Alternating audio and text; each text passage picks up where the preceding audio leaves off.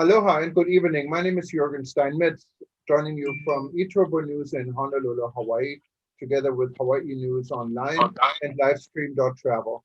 Today we have some breaking news, and we're talking to Dr. Peter Tarlow in Texas from Safer Tourism, and also Dr. Garth chairman of Morgan. the World Tourism Network. We have a guest Peter will introduce, and we're going to be talking about the new strain of the COVID coronavirus that apparently surfaced in parts of Europe, specifically in the UK, and now also in South Africa. And this new virus actually, or this new strain of the virus, triggered for the UK to pretty much be isolated. When London wakes up this morning, there won't be any flights hardly anywhere. The United States still has service, but Canada just announced that they stopped all services. Most of the EU countries are stopping services, and I understand the EU Parliament is meeting this morning to cut off UK altogether. The same counts for South Africa. And Peter, what's going on?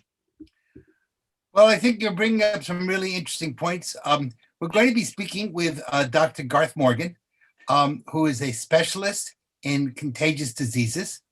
And he's also, if I'm not mistaken, a member of the faculty here at Texas A&M University in medicine. Most importantly, he happens to be my own personal physician. So I have 3 levels that I get to deal with him. Especially the world of travel, up until this morning, we kind of had the idea that we were starting to see the light at the end of the tunnel. And then all of a sudden, somebody shut off the light. And once again, we're seeing some strange, I knew things early this morning. I read the European press and the Middle Eastern media, read both Israel and Saudi Arabia were closing all their borders and not allowing anybody to come in by flights, unless you had a Israeli or Saudi Arabian passport. And they immediately singled out England, Saudi Arabia, South Africa, Denmark, and Holland. So I said to myself, ooh, something strange is going on. I wasn't sure quite what it was at 6:30 in the morning, but it was clear that as the day developed, we needed to do a very quick program. I want to make it very clear that Dr. Morgan has, like all of us, minimal information in the sense that we don't know all the details. The British don't know them yet, but we're going to try to do the most logical discussion we can with the information that we have. So, Garth, if you wouldn't mind just kind of giving us a little bit of some of what, if you know anything, or should we be afraid of this new strain? Is it dangerous? Is it, we were kind of hoping that the vaccines were going to be helpful. I was going to call your office tomorrow to find out when I was welcome to get it. And should we be in panic mode or not? Maybe just to start with that. Yeah, I don't think we need to be in panic mode. I think we need to be in judicial concern mode. It's still an upper respiratory virus. The virus spreads from contact with our hands that then accidentally wipe to our face. That's what the masks really prevent us from doing. The next way is if we have the virus and we cough it out, we're going to spread it to the next people that are in a close proximity, and they can breathe that virus in that way, and it gets in and touches our mucous membranes. So number one, you wash your hands and you don't touch your face. What we do know about this new virus is that it is quicker to transmit. So it's more communicable, somewhere on the realm of 70% more communicable from what I saw through the BBC today. But they do think that the vaccine, the markers that they're using in the vaccine will still be effective against this newer strain. The newer strain is a mutation of the previous strain. So maybe they haven't come up with a new name for this yet, but it's still the COVID virus. COVID-20. Yeah, right. COVID-20. So washing your hands, making sure that public surfaces, you try not to touch them and then touch your face. So if there is an elevator button, a banister, a doorknob, you try not to touch that and unless you have some hand sanitizer that you can clean that off, or you make sure you have your mask on so you don't accidentally transmit from whatever was on there to your mask. We were for a while, everybody was using rubber gloves, and then we kind of stopped doing that. Do we need to go back to that again? I'm not sure, because if the tendency would be to wear the glove and then you forget that you have the glove on, Yeah, and now it's no different but than not having the glove. So if you have the glove on, you still have to, I've seen people wash their hands with the gloves on, and that's fine. yeah, But you still have to, the way the virus gets in us is Yes. through our nose, mouth, and eyes. yes. And Yes. So there's two different type of disposable masks I understand, and I got this from a friend of mine who owns a pharmacy, and his wife is also a physician. Apparently, there is an FFP2 mask and an OP, like the regular blue mask that many people wear. But there's also a different type of mask which covers, I guess, I don't know, A larger part of the face. FFP2, but I don't know if, if this is a German impression or what impression, but he was telling me that the mask we are wearing is protecting others. It's not really protecting yourself that much. And the other mask, the FFP2, is protecting yourself and is protecting others. Do you know the difference? Well, it depends on what you're expecting the mask to do. So what we are using, the vast majority of people I see are what we call a surgical mask. That's Those what it, masks, yeah, those masks do not have a small enough aperture opening in the material to prevent a virus from coming through the material. So what that mask is really meant to do is to slow down your cough. So if we were to cough or sneeze, our spittle will go 15 to 20 feet. Yes. So that mask you wear prevents that from going more than about a foot. That's number one. Number two is it prevents you from touching that elevator button or the banister and then accidentally touching your face. So those are the two things that those surgical masks can do. Now, there are better masks that do have a small enough aperture to prevent a virus from moving through. And that's the minimum mask that does that is called the N95. And there are other masks smaller than those. And there are masks that have these big filter sides on. They look like a painter's mask. Yes. So there are plenty of masks out there, but the surgical mask is the most easy, cheapest one to sell and produce. And it's not that good for the virus. It's about touching your face. Yeah. Well, if we get back to tourism, I guess there's three issues that we should chat with you very quickly about. One is a lot of people are afraid to travel, especially on an airplane. The CDC has said not to do it. The airlines are saying to do it. It seems to me there are really two parts of that. One is being on the plane itself in the filter system, and the other is getting to the terminal and standing on line, and therefore the lack of social distancing while you're getting on the plane. Should we be, at this point, reticent to fly? Are you aware of what's going on with the airlines? Or when we went to Washington for Thanksgiving, we drove. It was a pain, but we drove it. I can't tell you I'm exactly up to date with the latest things with the airlines, but I do know that they have reassured us. I mean, I checked with them when we were going to travel here for the Thanksgiving holiday or right afterwards. And they were telling us that they had changed their policies of how frequently they're changing their air filters. Right. And they've actually, in some planes and companies, have upgraded their filtration systems to try to handle this, because this isn't the only virus that we deal with. So it's going to help with other things too. But I can't tell you that being in a tube with 100 other people, eventually our air circulates through with everybody. So, COVID's only one of a million things out there we can experience. Yeah. It just happens to be the most frequent thing right now.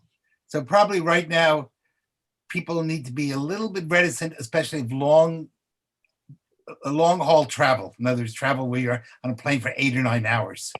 Right. And especially the most vulnerable. I mean, if you are 65 or older, in the United States anyway, that is 75 to 80% of the bad cases are all in that older group. Right. Right. How So about, you should really we got to be, think, do I need to go on this trip? pardon?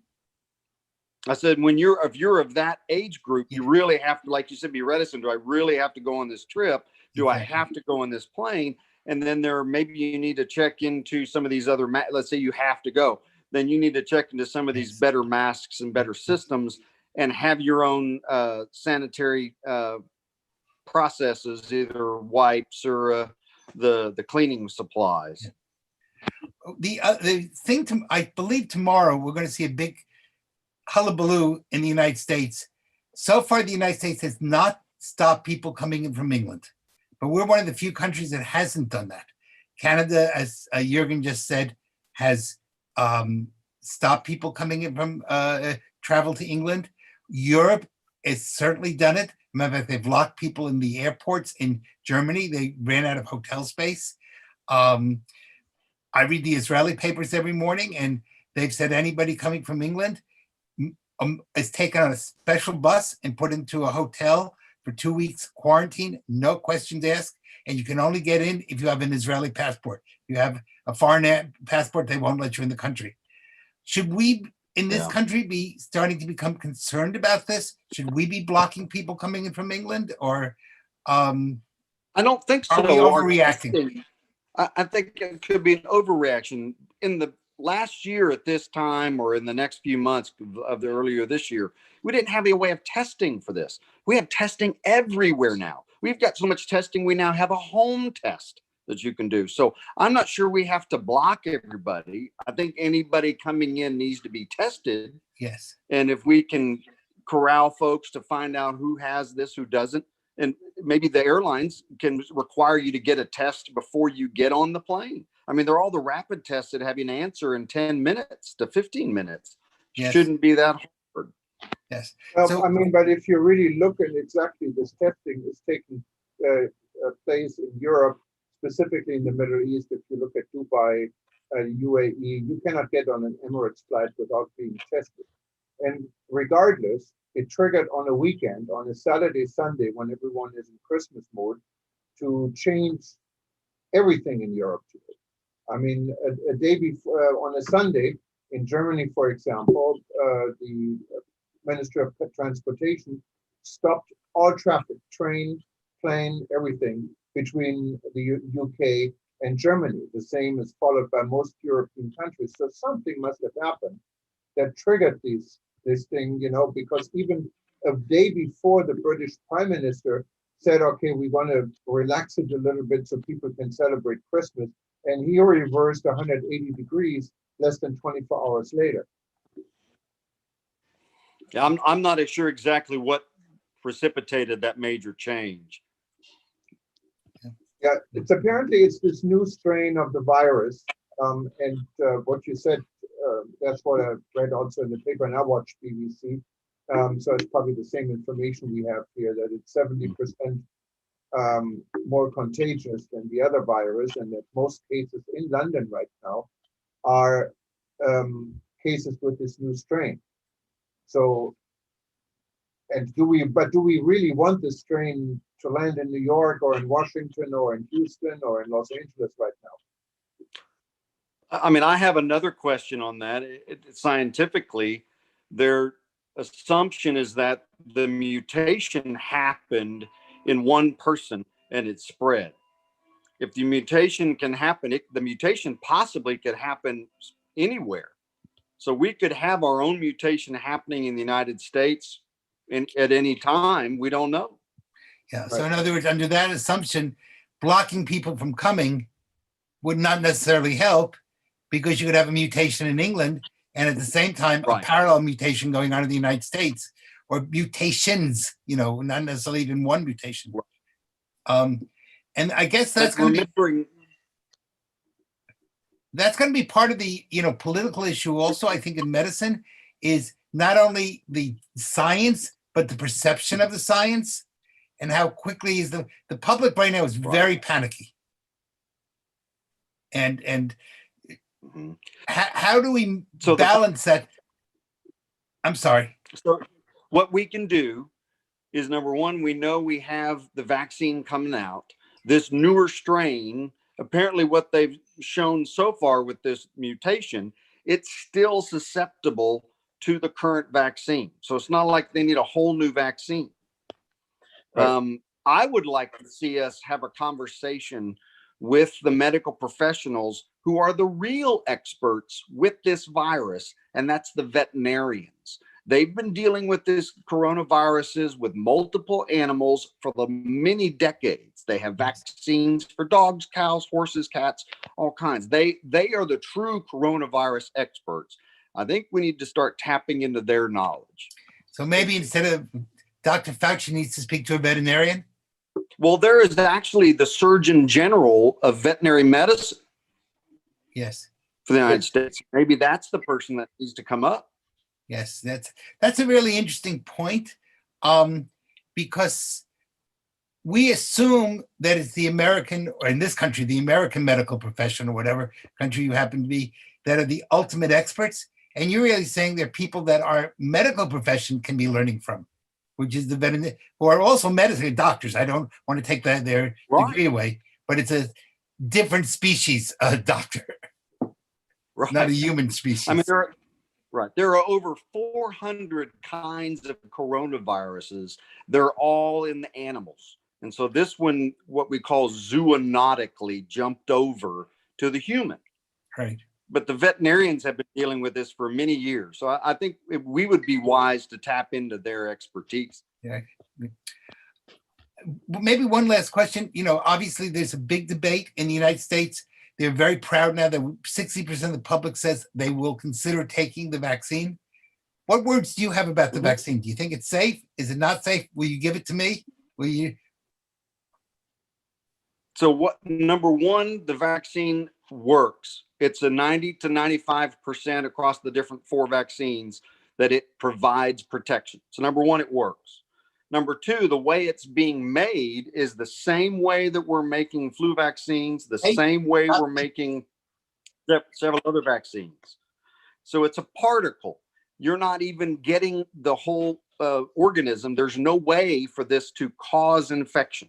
So it's all about tweaking your immune system to see the particle on the surface of the virus, and your immune system attacks it. So I think it's a very safe mechanism. If you are allergic to the components that make the vaccine, yes, all the latest things say this is such a good, powerful immune enhancing system that if you are allergic to the vaccine components or allergic to egg, if you are allergic to a flu vaccine, you should not take this vaccine because you're going to react more. But yes, I think that you should get it. I'm going to get it when I get my turn. It's coming up in the next week or so. Yes. Yes. Well, I'll be there to get it. I think maybe for the information for our readers, I read a study also from Europe that those that are taking this vaccine, they should expect 78% should expect to feel a little bit of pain, where you stick the needle in. Well, I guess that's normal. 75% they may feel tired or exhausted after this for a little bit. 67% may suffer headaches. 25% of muscle ache. 17% may develop a fever, and 17% have some pain in their legs, joint pain. But these are all the immediate side effects, I guess, that are known. Or are you aware of any other side effects someone should expect? No, that's what I've heard too. The vast majority of the effect of the vaccination is a local effect where it's injected in your arm. So it's actually, if you've had a pertussis or a Tdap vaccine recently or a flu shot, it's a similar type reaction. You can get all the things that you just mentioned. And the most common one is a localized reaction at the injection site, headache, fatigue, muscle ache. So those are the most common things. Those seem to me pretty minimal in comparison to being in the hospital with coronavirus. Oh, definitely. Definitely. It's a little inconvenient for a day or two, and then you're done. Yeah, that makes sense. Jürgen, any other questions that we think we should talk about before this breaks tomorrow? No, I think I want to thank you for joining us on the Sunday evening. And we really appreciate it. And I think our readers and listeners and those that are watching us live right now and later, I appreciate it. And I hope to stay healthy. And we can talk to you again real soon. For our readers, I wanted to remind everyone we have a number of events coming up for World Tourism Network. Just go to wtn.travel, click on the blue banner or on the red link for upcoming events. And we will always break our program for breaking news like this, so stay tuned. We may expect another interview a little bit later tonight, our time in the US, or this morning European time from Europe, and we'll announce it as soon as we get confirmation. Other than that, I wanted to thank both of you and hope we talk to you again very soon. Yes. And Dr. Morgan, we will be putting this up on YouTube and in Facebook, etc. Tomorrow morning, I will send you the link so you can see what you said. Excellent.